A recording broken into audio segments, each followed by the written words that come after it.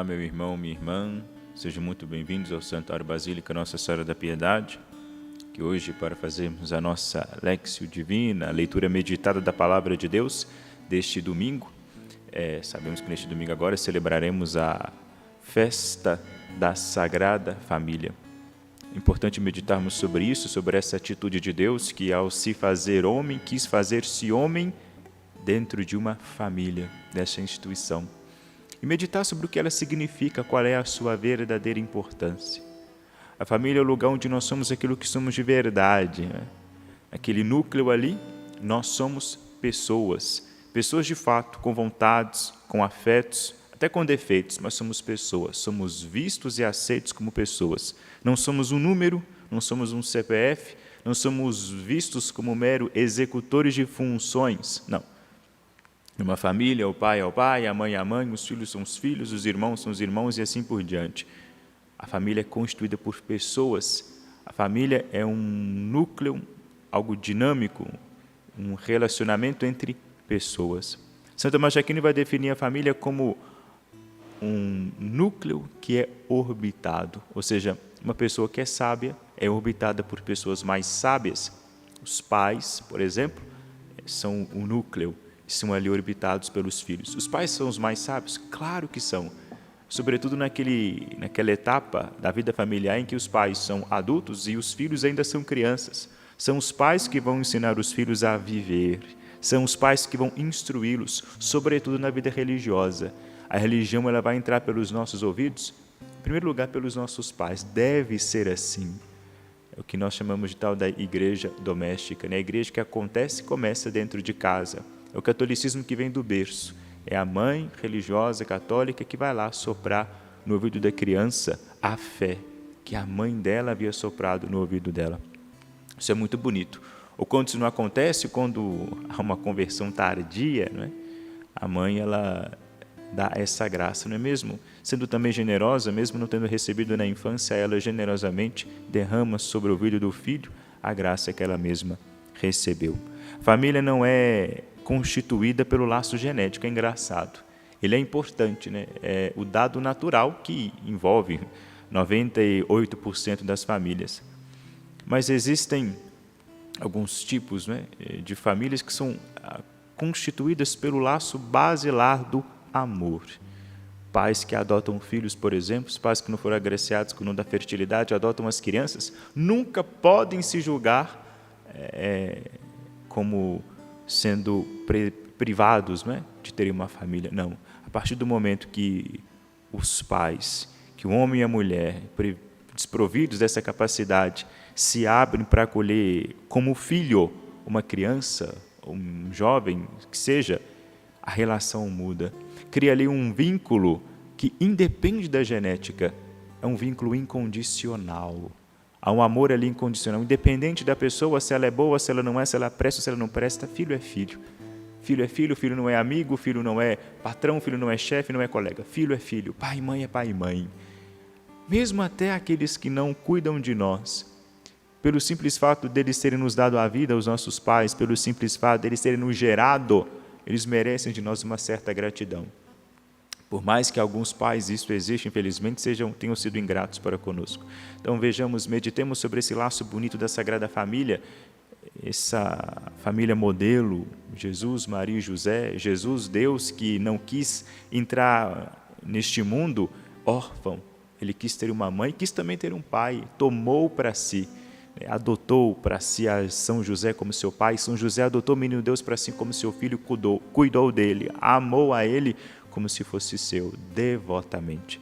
Portanto, meditemos, né, já desde hoje, nos preparando para esse domingo que celebraremos a Sagrada Família, para que nós saibamos ser generosos para com os nossos próximos, ser generosos para com nosso pai, nossa mãe, os nossos irmãos, ser generosos para com os nossos amigos, né, a quem nós amamos, a quem nós desenvolvemos um elo incondicional, e fortifiquemos esse laço, né? Esse laço, fortifiquemos essa instituição tão vilipendiada nos nossos tempos. Para meditarmos aqui, né, fazemos a nossa Lexio Divina, o Evangelho desse domingo será o capítulo 2 do Evangelho de São Lucas, do versículo 41 ao versículo 52. Lucas 41, Lucas 2, 41 a 52. Vejamos aqui com atenção o que nos diz o Evangelho. Todos os anos os pais de Jesus iam a Jerusalém para a festa da Páscoa. Quando ele completou 12 anos, subiram para a festa como de costume. Terminados os dias da festa, no momento de voltarem, Jesus permaneceu em Jerusalém sem que seus pais percebessem. Pensando que se encontrasse na caravana, fizeram um caminho de um dia e procuravam-no entre os parentes e conhecidos. Mas, como não o encontrassem, voltaram a Jerusalém à procura dele. Depois de 3 dias, o encontraram no templo, sentado entre os mestres, ouvindo-os e fazendo-lhes perguntas. Todos os que ouviam o menino ficavam extasiados com sua inteligência e suas respostas. Quando o viram, seus pais ficaram admirados e sua mãe lhe disse: Filho, por que agiste assim conosco? Olha, teu pai e eu andávamos angustiados à tua procura. Ele respondeu: Por que me procuráveis? Não sabíeis que eu devo estar naquilo que é de meu pai? Eles, porém, não entenderam o que ele lhes havia dito. Jesus desceu, então, com seus pais para Nazaré e era-lhe submisso. Sua mãe guardava todos esses acontecimentos em seu coração.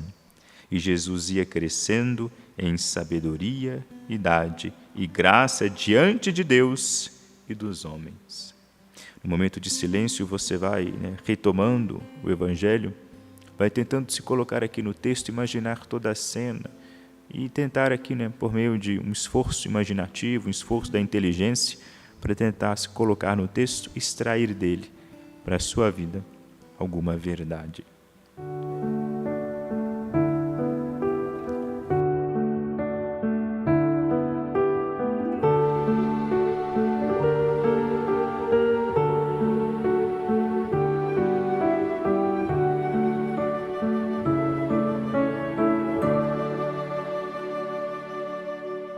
Tendo já aqui meditado sobre o Evangelho, façamos agora novamente mais uma leitura para ainda reforçar o texto em nós e assim podermos aqui já passar para as intuições, para nos ajudar a rezá-lo. Todos os dias os pais de Jesus iam a Jerusalém para a festa da Páscoa. Quando ele completou 12 anos, subiram para a festa como de costume. Terminados os dias da festa, no momento de voltarem, Jesus permaneceu em Jerusalém sem que seus pais percebessem. Pensando que se encontrasse na caravana, fizeram um caminho de um dia e procuravam-no entre os parentes e conhecidos, mas como não o encontrassem, voltaram a Jerusalém à procura dele. Depois de 3 dias, o encontraram no templo, sentado entre os mestres, ouvindo-os e fazendo-lhes perguntas. Quando os que ouviam o menino ficavam extasiados com sua inteligência e suas respostas. Quando o viram, seus pais ficaram admirados e sua mãe lhe disse: Filho, por que agiste assim conosco? Olha, teu pai e eu andávamos angustiados à tua procura. Ele respondeu: Por que me procuráveis? Não sabeis que eu devo estar naquilo que é de meu pai? Eles, porém, não entenderam o que lhes havia dito. Jesus desceu então com seus pais para Nazaré e era-lhe submisso. Sua mãe guardava todos esses acontecimentos em seu coração e Jesus ia crescendo em sabedoria, idade e graça diante de Deus e dos homens. Lendo esse evangelho, a primeira coisa que nós vemos aqui é Jesus, Maria e José numa prática religiosa, Estavam indo para Jerusalém, como era de costume para a festa da Páscoa, quando Jesus completou a idade de 12 anos. A família, não é o que eu acabava de dizer no início, ela é onde começa a nossa prática religiosa. Nós vivemos aquilo que nós ouvimos na igreja dentro de casa. Não podemos separar essas duas realidades. Nós precisamos ser homens e mulheres religiosos, e constituir uma família religiosa, que viva a religiosidade. Maria e José, que eram judeus e praticavam com piedade e fervor o judaísmo e educaram Cristo dentro desse contexto, dentro dessa percepção. Isso estava impregnado neles, a prática religiosa. Voltando então eles de Jerusalém, quando iam celebrar a Páscoa, eles se deram conta de que Jesus havia sumido. Não se deram conta, haviam pensado que Jesus estava com um parente ou com outro, distraíram-se. E aí veio então a angústia. Eles voltam para Jerusalém à procura de Jesus. Vão procurar o filho deles por 3 dias. Uma família religiosa que vai para Jerusalém celebrar a Páscoa. Na volta eles perdem o filho. Aí vem a dor. Mas é interessante porque há uma responsabilidade grande aqui, vejam só. É claro que é uma dor. Para quem tem filho, né? Ou melhor dizendo, para quem tem alguém que ama muito, é mais fácil de entender. E mais fácil de rezar isso aqui que está dizendo. Na verdade, quem não ama não consegue rezar em hipótese alguma. Mas vejam, é forte dizer que um filho se perdeu. Os pais têm que ficar loucos. Mas tem outro lado. Maria sabe quem que é o filho dela. E certamente São José também sabe de que Jesus não é uma criança como as outras crianças. Ele tem uma missão muito específica. Não é toda criança que é anunciada com anjo. Então eles ficam mais angustiados ainda. É como se a perda aqui, a falta que eles começam a sentir do menino, não seja tanto a falta de um filho que se perdeu, mas a falta de Deus. Onde é que está? A salvação estava aqui agora aos meus olhos, agora ela me escapuliu. Não viram mais Jesus. Significa o quê? Que abandonou eles, foi embora, resolveu mudar-se de casa? Não. Ele estava lá em Jerusalém ainda, ele, na verdade não tinha nem ido embora. Às vezes a gente começa a andar e nós nos distraímos às vezes.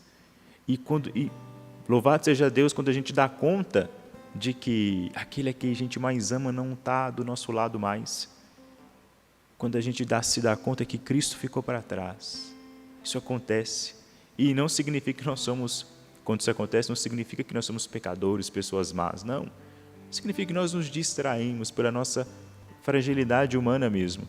Mas o que a gente tem que fazer quando isso acontece? Tomar a atitude de Maria e de José aqui, voltar e procurar. Procurar com insistência. Não fingir que está procurando, depois desanimar e esquecer. Não, eles voltaram para Jerusalém, andaram por 3 dias à procura de Jesus. Quando chegam lá, encontram ele sentado entre os mestres. E os mestres da lei estavam ouvindo o menino e fazendo-lhes perguntas. Veja a extraordinariedade desse menino que eles perderam. Acabei de dizer que ele não era um menino qualquer, e não era mesmo. Quando eles voltam, eles encontram o menino sendo ouvido pelos mestres da lei e que lhes perguntavam. Quer dizer, e perguntava aos mestres da lei, conversava com os mestres da lei. E ficaram extasiados com sua inteligência e suas respostas. É que o menino, já com 12 anos, começa a manifestar uma sabedoria um pouco incomum. Talvez até incomum para uma pessoa adulta, a ponto de extasiar os mestres da lei. Aqui está bem claro para nós quem que é esse menino que veio. O que nós estamos procurando? Vejam, aqui está. Maria estava procurando o seu filho e ao mesmo tempo estava procurando o seu Deus. São José estava procurando o seu filho e ao mesmo tempo procurando o seu Deus. Quando chegam, encontram ele. Ele é a sabedoria divina que se encarna. Ele é aquele diante do qual não devemos nos preocupar, porque ele é sábio, inteligente, possuidor de todas as respostas. Jesus é aquele menino que seria, aquele menino atrevido que tem a resposta na ponta da língua, o qual a gente não pode nem dizer, xingá-lo, dizer que ele está errado, porque de fato não está. Ele é a verdade que se fez carne, a verdade encarnada. Ele é a via da prudência, o caminho prudente que nos conduz a Deus, e vai começar aqui a educar, a instruir, a dizer aos mestres da lei sobre a sua prudência, sobre a sua sabedoria, vai começar a discursar com eles sobre a lei a qual eles guardam, a lei da qual eles são mestres. Um menino de 12 anos. Cristo é Deus. Entendam isso. O menino é Deus. conhece, perscruta os mistérios de todas as coisas, conhece tudo e conhece aquilo que é mais importante, conhece o interior dos nossos corações. Os pais, quando chegam lá, viram aquela cena de Jesus sentado, eles ficam admirados com aquela cena. Sabem quem ele é, sabem que ele foi anunciado por um anjo, sabe que ele tem uma missão específica, ouso dizer, sabe que ele é o Filho de Deus, ele será chamado Filho de Deus, é isso que o anjo disse para Maria. E ali, eles ainda conseguem ficar admirados. A fragilidade da nossa natureza, ela torna até essas coisas mais bonitas, que por mais que nós saibamos com a nossa inteligência, quando nós nos deparamos com isso, nós ainda somos capazes de nos maravilhar, Não nos fechemos nunca à novidade que a graça e que o mistério podem nos proporcionar. Quem começa a entrar muito na vida religiosa, por exemplo, lê muito a Sagrada Escritura, quando se depara, por exemplo, com um texto que já ouviu, chega numa missa e está lá já rezando o mesmo evangelho, esse evangelho eu já conheço. Calma, quem disse que você conhece já o texto? Na verdade, tem muito mais ali para ser escavado, para ser recolhido, para ser tirado. Tem tantas e tantas portas, tantas e tantas janelas que podem ser abertas e que nós nem nos damos conta ainda. Em poucas linhas do Evangelho, poucas linhas da Sagrada Escritura, existe um tesouro imenso, um tesouro inesgotável que nós não imaginamos. Isso aqui é palavra de Deus. Por detrás disso aqui está o Espírito Santo que fala ao nosso coração até hoje, quando voltamos às Sagradas Escrituras. E Maria, mesmo já sabendo da novidade que era o filho, não se fechou a nenhuma outra novidade. Olhando para o seu filho naquela cena, ela fica admirada. Mas ainda pergunta: filho, por que agiste assim conosco? Por que nos abandonou? Por que ficamos sem a sua companhia?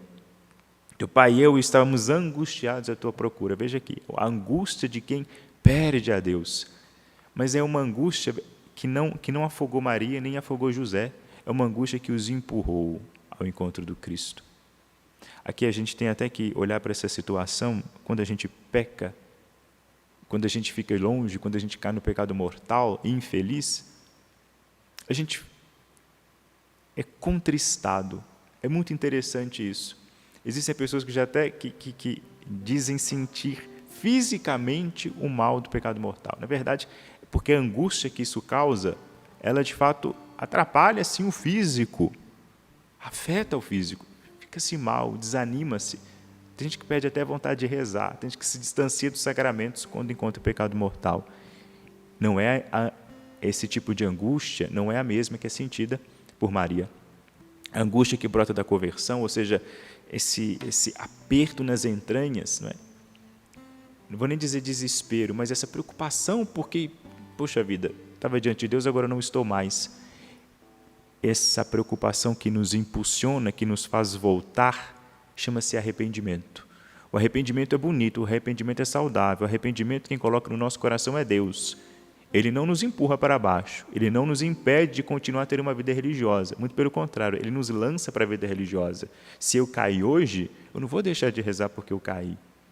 Se eu cair hoje, eu vou continuar rezando para que eu não caia amanhã, não caia depois de amanhã.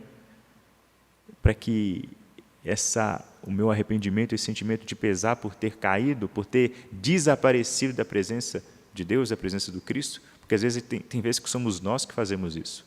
Às vezes Deus se silencia sim, sobretudo quando a gente já está evoluído no caminho espiritual, chega um momento que Ele silencia. Mas tem vezes que nós é que nos afastamos dEle. Em ambos os casos surge sim a angústia quando a gente cai em nós mesmos e percebemos que o Senhor e Salvador não está mais próximo de nós. Mas aí vem a resposta do Cristo para Maria. Por que me procuráveis? Não sabeis que eu devo estar naquilo que é de meu Pai? Por que vocês estavam me procurando? A senhora não sabe quem eu sou? A senhora não sabe que eu sou o Filho de Deus? Aqui ele está dizendo claramente que ele tem que estar nas coisas. Tem lugar que está dizendo, não sabia que eu deveria estar na casa de meu Pai, cuidar das coisas da casa de meu Pai. Na verdade, até a Bíblia da CNBB traduziu até muito bem isso aqui, dizendo, olha, eu não deveria estar nas coisas de meu Pai, naquilo que é de meu Pai, não só na casa, mas em tudo aquilo que diz respeito a Deus, ele deveria estar ali, está cuidando, está fazendo aquilo que ele deveria fazer, está instruindo os homens. Ele está em Jerusalém, está ali mostrando a sua sabedoria, esbanjando a sua sabedoria, está nos mostrando o caminho da verdade, está iluminando os homens, para que nós, iluminados pelo Cristo, sejamos capazes de ver aquilo que nós esquecemos de como é que se vê. Iluminar as nossas vistas, iluminar a nossa escuridão com a sua sabedoria. Ele que é a luz. Eles aí vai dizer que eles, porém, não entenderam o que ele lhes havia dito. É um mistério muito novo, é um mistério extraordinário, é algo muito profundo, que precisa de demora, precisa ser esmiuçado, precisa da constante ação do Espírito Santo e da graça para que nós sejamos capazes de entender. Mas não pensemos que Jesus está sendo insubordinado aqui. Não, que ele está dando uma má resposta em Nossa Senhora. Não. É um diálogo aqui entre essa família bonita, em que Nosso Senhor está dizendo para eles que, manifestando diante deles a sua divindade. Deus é divino, Cristo é divino. Ele é homem, é Deus que se encarna, mas é Deus que se encarnou. Ele é Deus e homem ao mesmo tempo, concomitantemente. Nos diz muito bem o Concílio de Calcedônia, mas enfim, saibamos que esse menino, ele é Deus. Ele quis fazer membro de uma família, mas não deixa de ser Deus por causa disso. Mas o mais extraordinário, o mais bonito vem agora. Jesus desceu então com seus pais para Nazaré e era-lhe submisso. Está vendo?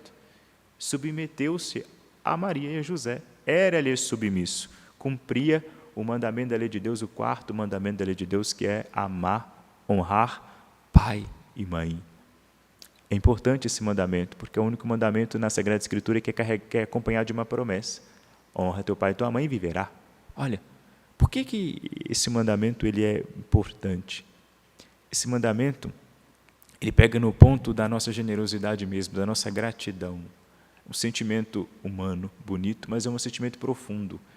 Acho que um dos sentimentos mais nobres que nós temos é o sentimento da gratidão. Porque honrar pai e mãe significa ser grato por estar vivo, ser grato por existir. Para que, amando aquilo que está próximo de mim, amando meu pai e minha mãe que eu vejo, eu possa ser grato a Deus que eu não vejo. Deus que me fez existir, Deus que me criou, Deus que me sustenta na minha existência.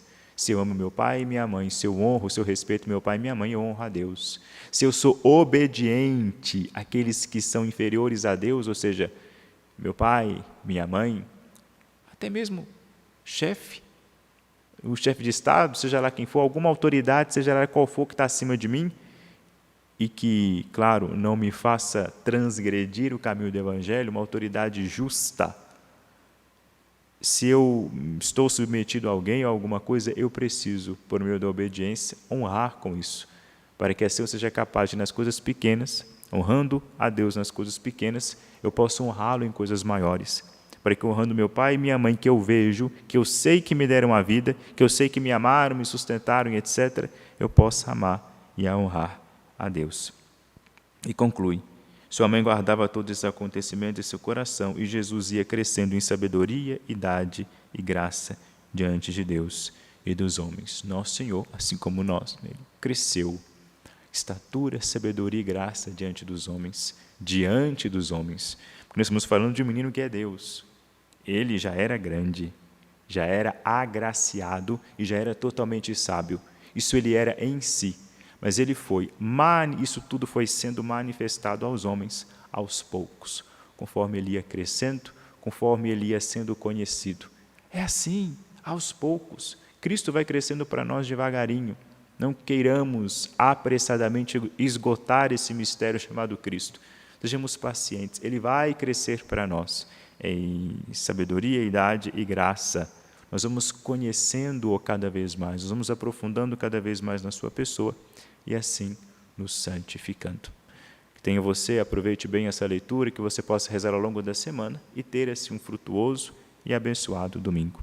O Senhor esteja convosco. Ele está no meio de nós. Abençoe-vos o Deus Todo-Poderoso, Pai, Filho e Espírito Santo. Amém.